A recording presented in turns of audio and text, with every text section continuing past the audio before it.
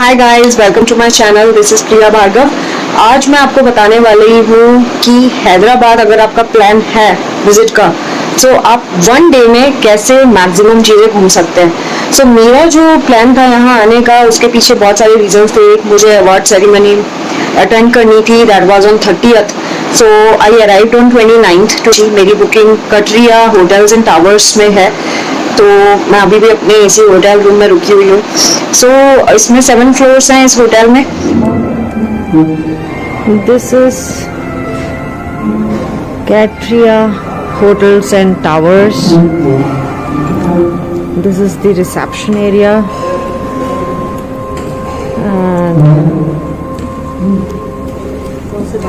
and this is the restaurant area where you can have buffet.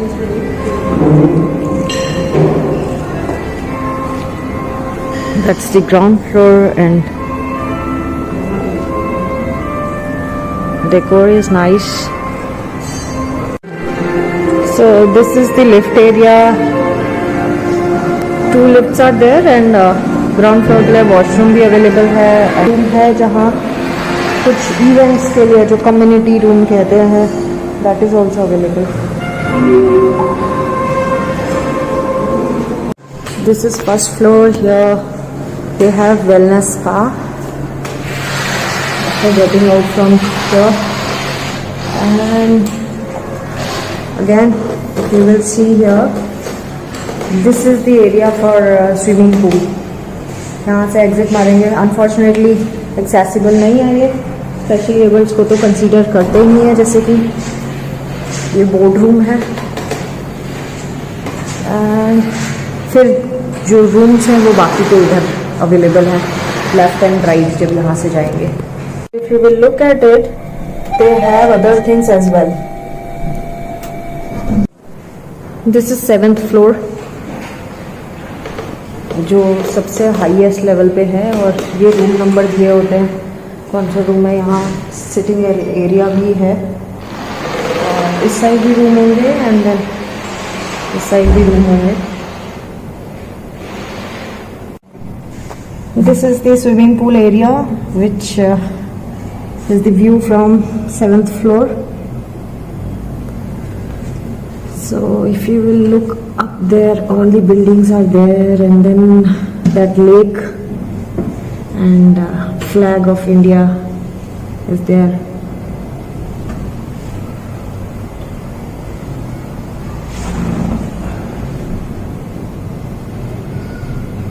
So if you will see, this is Hussain Sagar lake which is visible from here.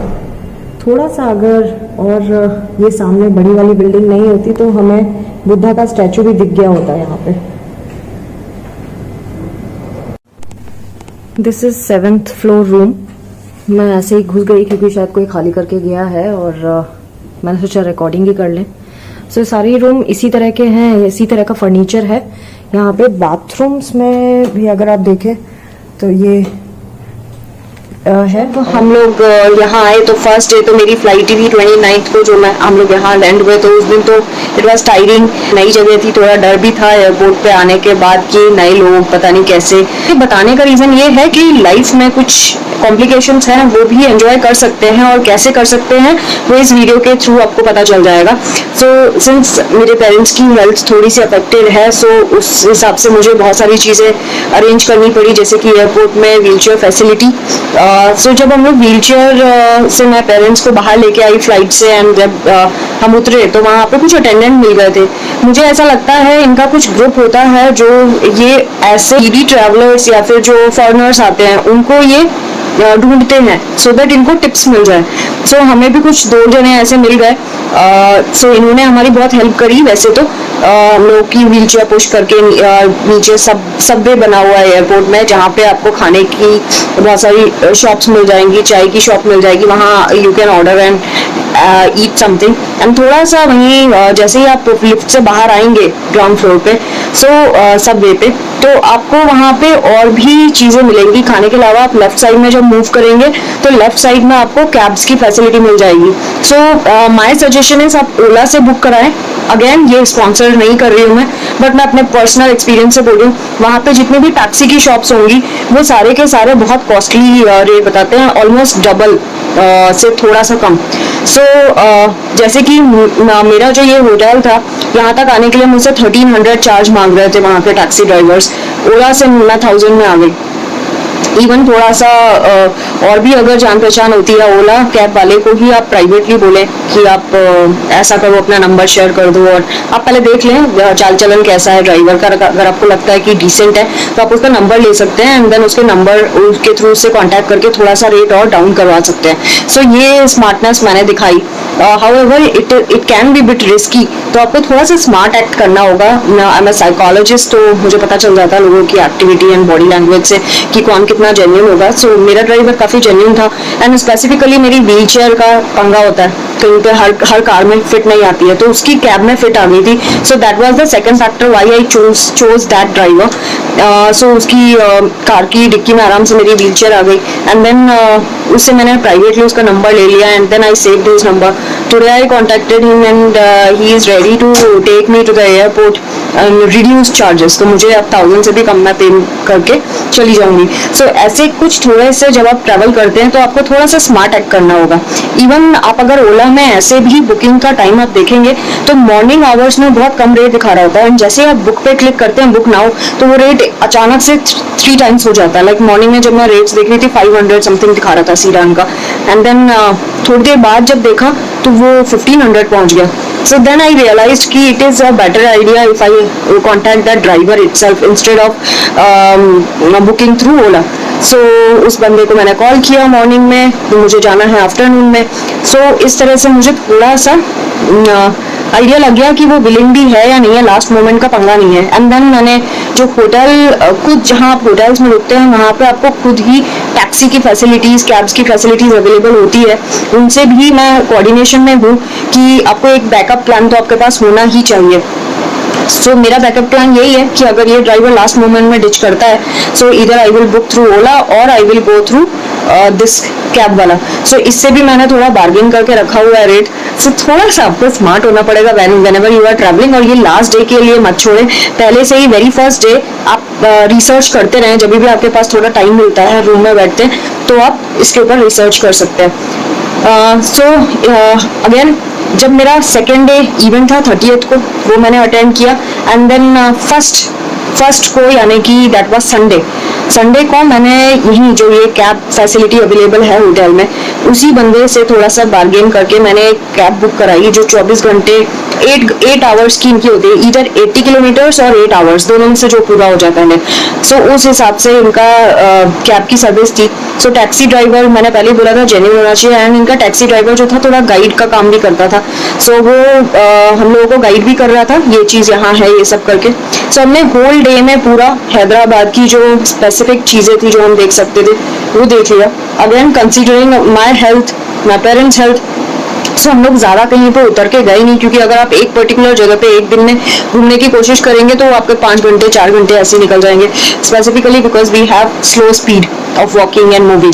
सो इस चीज़ का आपको ध्यान रखना पड़ेगा कि आप किस स्पीड से घूम सकते हैं, कितना चल फिर सकते हैं, आपकी हेल्थ कितना अलाउ करती है।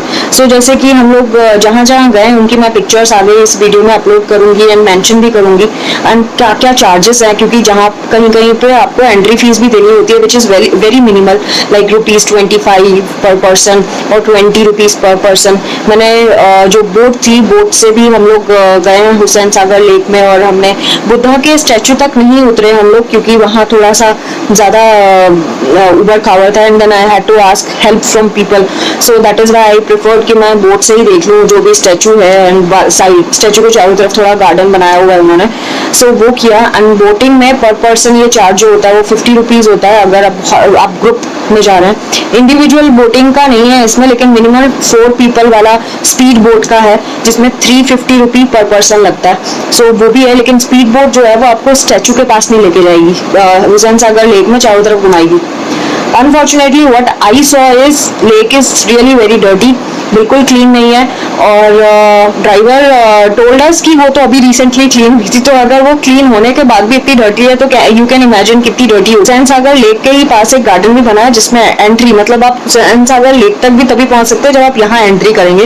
तो पर पर्सन 20 रुपीज चार्ज होते हैं। स्पेशली एबल्ड हैं तो आप जब अगर बोट पे ट्रैवल करेंगे तो बोट के लिए आपको थोड़ा रिलैक्सेशन मिल जाएगा। अगेन जो रिलैक्सेशन मिलता है वो कहने पर मिलता है, ऐसे वो नहीं देंगे। आप जब तक अपने मुंह से बोल के नहीं बोलेंगे कि हमें इसमें रिलैक्सेशन चाहिए, तब तक वो नहीं देते। अदरवाइज और जगह पे नहीं था। मैं गोलकोंडा फोर्ट भी गई हूँ, गोलकोंडा फोर्ट में मैं आधे से भी कम गई हूँ और वापस आ गई हूँ क्योंकि वहाँ स्लोप था।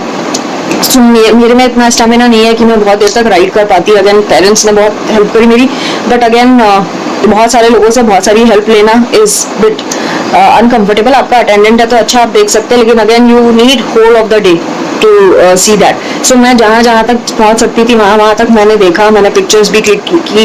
एंड गोलकोंडा फोर्ट में भी एंट्री फीस है 25 रुपीज पर पर्सन। अभी ड्राइवर ने मुझे बताया कि वो इंक्रीज हो गई है, पहले 15 रुपीज हुआ करता था, देन 20 हुआ करता था, एंड देन 20 से 25 कर दिया गया। सो ऐसे फीस बढ़ गई है। सो ये है, बहुत मिनिमल फीस है। उसके अलावा मैंने ये जो चीज़ें देखी, अगेन चार मीनार मैंने पास से नहीं देखा, दूर से ही देखा, उसकी पिक्चर ले ली दूर से, उतर के नहीं गई क्योंकि बहुत रश था। एंड बहुत गलियां ऐसे बना दी हैं लोगों ने, अपने अकोमोडेशंस बना दिए हैं वहाँ पे कि वो जो ब्यूटी होती है मॉन्यूमेंट्स की वो सारी ल्यून हो जाती है। सो ये लोगों को थोड़ा सा ध्यान रखना चाहिए। और डर्टी भी है काफ़ी, क्लीनलीनेस नहीं दिखी मुझे। मैंने यहाँ की एक स्पेशल हैदराबाद की चाय, जिसे ईरानी चाय कहते हैं, वो ट्राई की। It was really fantastic. आप भी ट्राई कर सकते हैं। मीठी थोड़ा ज़्यादा होती है मेरे हिसाब से, जो मीठा पसंद करते हैं उनको शायद इसका फ़र्क नहीं पड़ेगा। सो मैंने 2 बारी ली क्योंकि मुझे पसंद आई, और कॉस्ट भी ज़्यादा नहीं है। ईरानी चाय करके अगर आप लेंगे, मैं उसका अगेन पिक्चर भी डालूंगी कहाँ से, मैंने ड्राइवर ने ही हम लोगों को बताया था। हैदराबादी बिरयानी के बारे में तो आपको पता ही है। वैसे चाय का जो कॉस्ट है 20 रुपीज़ पर कप होता है, जो इतना सा कप होता है। So but it is fine, it is good, मज़ा आया मुझे। एंड देन हम लोगों ने, क्योंकि ज़्यादा उतर के ज़्यादा घूमा नहीं, ज़्यादातर हमने चीज़ें, देन यहाँ पे एक नेकलेस रोड भी है जहाँ पे हमें ड्राइवर ने घुमाया। फिर भी हमारे पास काफ़ी टाइम बच गया था, 3:30 तक we were done and we were at the room. So we were very tired, हमने फिर रेस्ट किया बाकी टाइम। सो मेरा जो ओवरऑल कॉस्ट है वो मेरा ऑलमोस्ट ट्रैवलिंग का एक दिन का, ये जो कैब से घूमने और खाने पीने का लगा, ये मेरा 3500 समथिंग लगा, इंक्लूडिंग द ड्राइवर का कॉस्ट। बाकी हमने बीकानेर, आई वुड सजेस्ट खाने का, क्योंकि खाना बहुत इंपॉर्टेंट है, क्योंकि आप जाते हैं इधर उधर भटकते हैं, कहीं इधर उधर से खुले में ना लें क्योंकि it is not hygienic. So I would suggest कि आप बंजारा हिल्स में जो बीकानेर वाला बना है वो ज़रूर ट्राई करें। वहाँ पे स्पेशल डिशेस अवेलेबल है जो मैंने बाकी बीकानेर वाला में नहीं देखी। इट इज़ हाइजीनिक, क्लीन, और कॉस्ट भी काफ़ी कॉस्ट इफेक्टिव है। फूड भी बहुत अच्छा है, डायबिटिक लोगों के लिए भी फूड अवेलेबल है। आप एसी है, टॉयलेट्स क्लीन है, सो आपको सारी फैसिलिटी मिलेगी। एक और अनफॉर्चुनेट थिंग मैं बताऊँ यहाँ पे, जब हम लोग यहाँ लेक गए तो लेक में टॉयलेट की कोई फैसिलिटी नहीं थी, और जो फैसिलिटी हमें किनारे पे जाके मिली, वहाँ पे एक बंदा बैठा हुआ था that was asking for money, and he said कि पर पर्सन 5 रुपए देना होगा। पेरेंट्स को रिक्वायरमेंट थी, व्हेन दे एंटर्ड उन्होंने बोला इतना डर्टी, एंड पूरा ना पानी भरा हुआ था, स्विमिंग पूल बना के रखा था टॉयलेट में, and it was too dirty, और उसकी उन्होंने 5 रुपए पर पर्सन चार्ज कर रहे थे। सो ये गवर्नमेंट को देखना चाहिए कि वहाँ पे टॉयलेट तो कम से कम आप बनाओ पब्लिक प्लेस के लिए। अब कोई भी, पता नहीं कौन थे वो लोग और क्या उनके पास वो परमिशन थी या नहीं थी, लेकिन आप ये सोचो अगर कोई इमरजेंसी में आया तो ऑब्वियसली वो तो यूज करेगा ना, वो ये थोड़ा ना देखेगा आपके पास परमिशन है कि नहीं है। So this is what is happening at this lake area. So जरूर अगर कोई यहाँ हैदराबाद का इसको नोटिस कर रहा है तो FIR डाल के इनकी कंप्लेन करें, एंड इसके ऊपर एक्शन करें, और वहाँ पे पब्लिक टॉयलेट बनाने के लिए डिमांड करें। सो जब तक आपके पब्लिक जो हैदराबाद के लोग हैं वो एक्ट नहीं करेंगे तब तक कुछ नहीं हो सकता इस चीज़ को लेकर। मेरे पास टाइम कम था, otherwise I would have acted upon that thing. So yes, accessibility थी, मैं ये नहीं कहूँगी एक्सेसिबिलिटी नहीं थी, ठीक है आप जाके एंजॉय कर सकते हैं। सो मैं जहाँ जहाँ गई वहाँ पार्शियल एक्सेसिबिलिटी थी। अगेन बहुत सारी चीज़ों का ध्यान नहीं रखते हैं। जो गार्ड्स थे कुछ मुझे बहुत डिसेंट मिले और कुछ बड़ी रूड थी। स्पेसिफिकली जो लेडीज़ थी उनको बात करने का ढंग नहीं मुझे समझ में आया। एक दो तो मुझे ऐसी भी मिली हैं जो बहुत बदतमीजी से हैंडल कर रही थी चीज़ें। सो ये चीज़ें मैंने नोटिस करी। मैंने हैट भी लिया। हैट अगेन जो मैंने परचेज करी इट वाज जो वो लोग रेट बता रहे थे मुझे 150 एंड 120 की थी। मैंने बार्गेन किया। अच्छा I am not a good bargainer, तो मैंने 100 में सेट करके वो ले ली 120 की। बट टाइम नहीं था इसलिए मैंने ज़्यादा बार्गेनिंग पे ध्यान नहीं दिया। और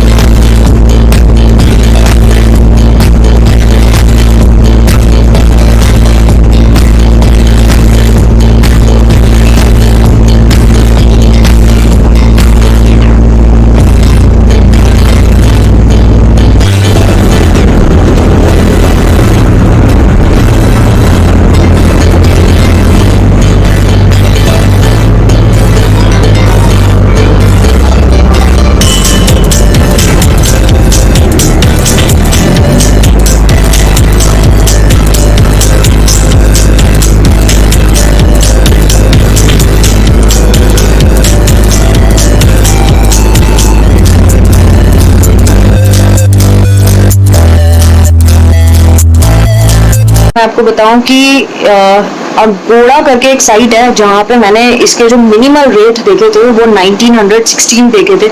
अगर आप प्रीवियसली प्लान करें अपनी कि पहले से आप एक आध महीने पहले से, तो आप इस पे वॉच रख सकते हैं कि कब ये होटल का रेट कम होता है एंड उसके हिसाब से आप बुक करा सकते हैं। सो आपको कुछ साइट्स में कंपेयर करना होगा कि बहुत सारी साइट्स अवेलेबल हैं, ट्रिप एडवाइजर, मेक माई ट्रिप, बहुत सारी हैं। सो आप जब बहुत सारी साइट्स पे देखेंगे तो आपको एक होटल का नाम डाल के आप देखते हो तो आपको पता चल जाता है किसमें कम। इस तरह से आप बार्गेन करके अपने ट्रैवल को चीपर एंड एंजॉयबल बना सकते हैं। सो प्री प्लान करना बहुत ज़रूरी है हर चीज़। सो गाइस आई होप आपको ये वीडियो पसंद आया होगा और आपको इन्फॉर्मेशन मिली होगी इससे बहुत कुछ। अगर ऐसा है तो लाइक करें, ज़्यादा से ज़्यादा लोगों को शेयर करें और सब्सक्राइब करें मेरे चैनल को। Thanks for watching. Take care of yourself. Bye bye.